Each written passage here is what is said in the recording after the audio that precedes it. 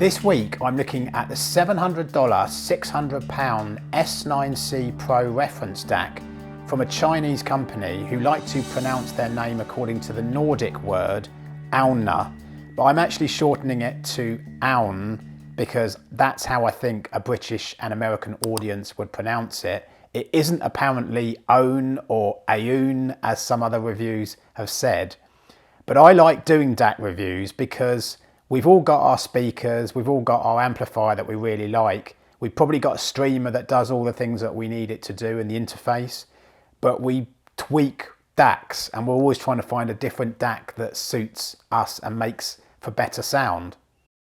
Aune make desktop amps and DACs and also portable audio products, but in this review I'm deliberately keeping it simple to get through it. But if I do get technical questions answered from this brand, I'm going to do a website article and then post a link within this video, within a card in this video, to that article. I think that the S9c Pro is intended, as it looks certainly, for headphone and desktop use and as a DAC as well. It's half width case, but that shouldn't put you off. And don't let it put you off considering it as a hi-fi DAC, because it's a very good hi-fi DAC and we'll come on to that. But certainly for headphone use, you'll clock XLR balance connection, a 1/4 inch connection, single-ended, and then a 4.4mm balanced Pentacon connection. And the fact that it's got balanced XLR outputs is massive for hi-fi use as well, because you benefit from all the advantages of balanced cables and the balanced circuit, but you can obviously use single-ended outputs. And so far as inputs go, 4 digital inputs, AES EBU, coaxial RCA, optical, and there's a USB input, and you can get this in silver or black finishes, and it's a nice fine grade, smooth to the touch aluminium. If I had to describe it as what it's similar to, those name amps where you have that really fine grade aluminium, it's a bit like that.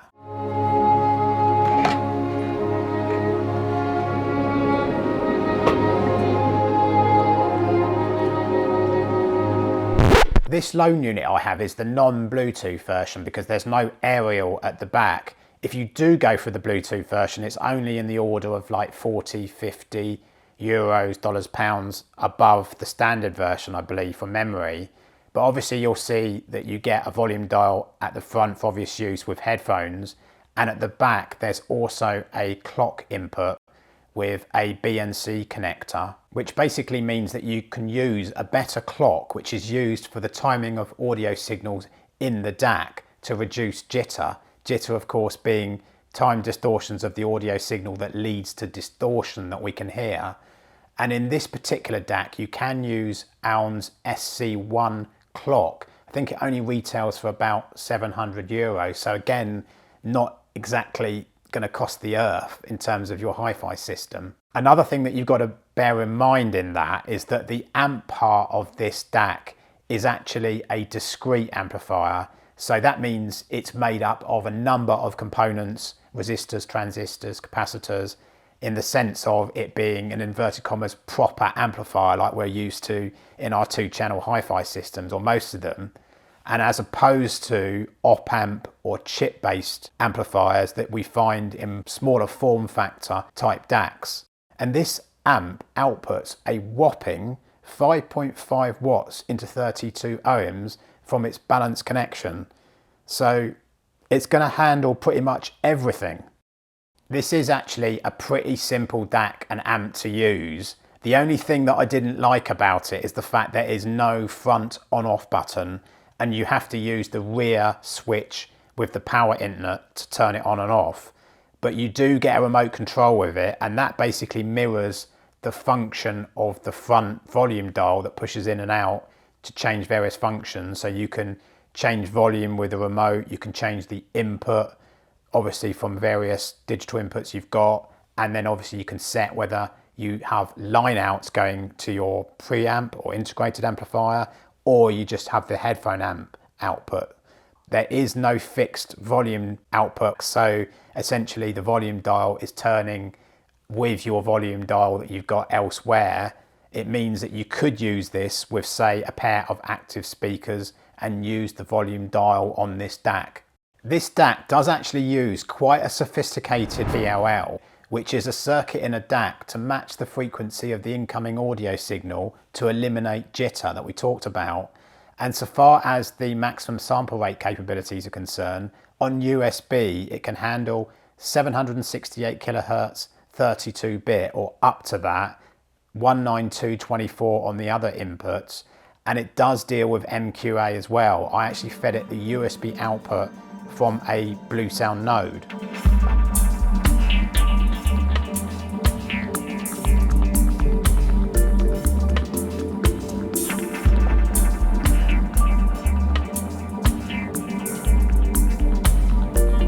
So we were talking about the PLL, and there are two modes. Mode 1, which they say is fast locking, low latency and gives a neutral and natural sound, and then mode 2, which is a more precise clocking in the DAC that gives higher sound density and bigger soundstage.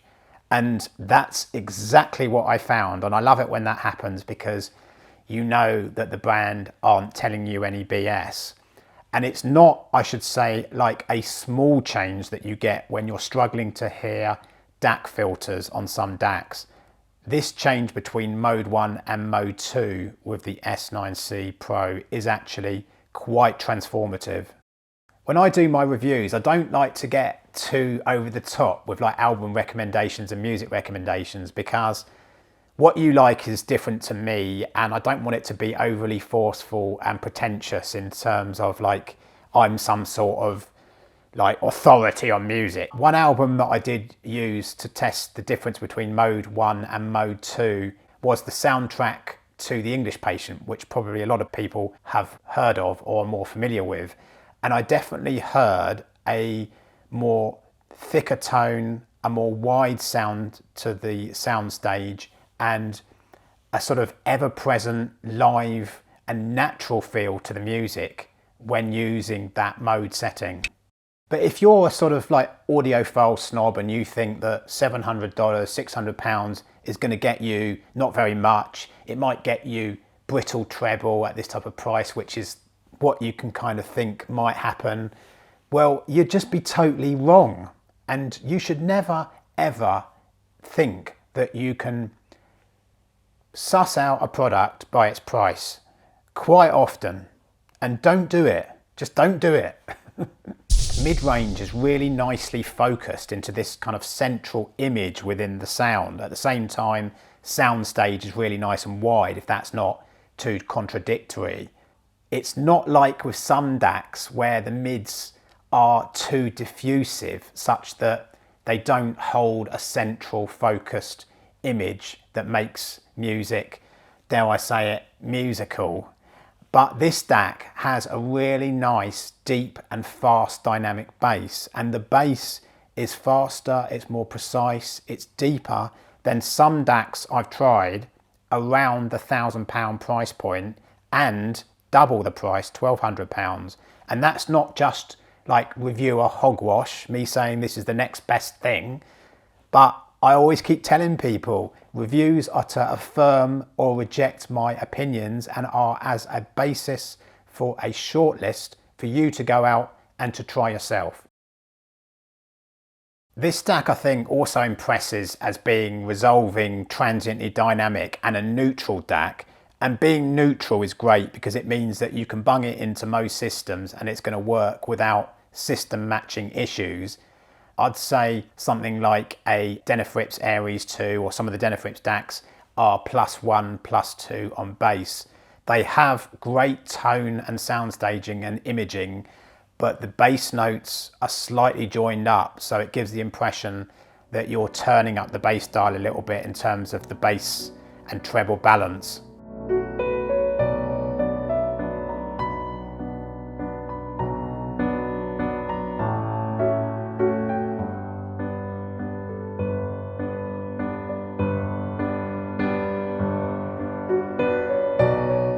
This DAC is very sensitive to the quality of the incoming audio signal, so in that sense it's a very audiophile sounding DAC. When I played high-res content including MQA and DSD, it sounded very, very, very balanced on the USB input.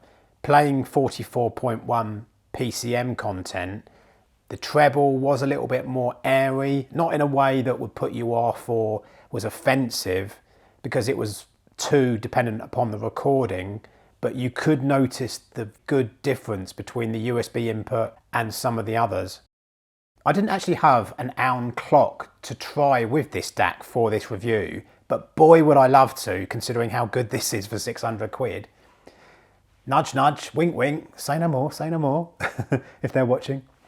But I did actually try the Hegel H390 DAC loop feature. That's where you feed the Hegel a digital input from your streamer, and then digital out goes from the Hegel after it's reclocked to the DAC, and then XLR balanced outputs back into the Hegel.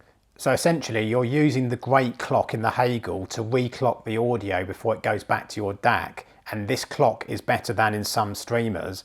I found that actually it improved the sound quality of this DAC in terms of imaging and a more muscular character. I was trying a bit of craft work and it was just really, really out there and much more projected.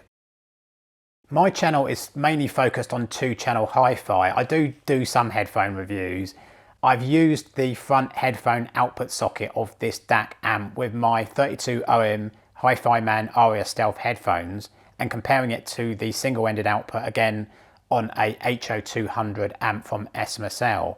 And whilst the S9c did sound slightly more dynamic, I've yet to do this test on the Aune because the Aune's outputs a whopping 5.5 watts, so I suspect it will sound better than that of the 3 watt output of this S9c. I've got another review to do on their S17 headphone amp, so what I'm going to do is get some balance cables to do these tests properly between the S9c and this Aune, because it does sound, I should say, very, very good from this headphone output, and as you probably expect using a discrete amplifier. This DAC doesn't blow some other DACs out of the water that are double the price, because it's a case of trading blows in different sonic areas, which is commonly what we see, but it does blow some other DACs out of the water when considering sound quality is qualitatively similar, but price is half. I'm now keeping YouTube for competitive products and Patreon for my best picks and the finer margins around best products against ones I've already reviewed and as the goalposts change, because I feel that's a better way of doing it. I don't do these awards that I put on YouTube as saying outstanding, because if something is outstanding and then another product comes along that's even more outstanding, which one's more outstanding? The one that's already outstanding. And who's to say that then you've got an outstanding product? I'm just confused. It's deliberately low cost at only $5, euros or pounds every month to try and improve participation. And I think this is the ideal way of monetizing 13th Note, where buyers can access all my opinions. Sponsorships from hi-fi brands are really, really hard to get and few and far between. So if I can get 250 to 300 patrons, then I think 13th Note is sustainable. There's going to be more content on there. So please, please do support me on Patreon and sign up. You can sign up for a free trial and then see how you go. It's, as I say, low cost. But those people who want to watch on YouTube, fine. But if you want to access all my opinions, as I say, and save yourself money and get the products that are for you, I can give you all that information and advice privately on Patreon. In the meantime, until the next video, thanks very much for watching.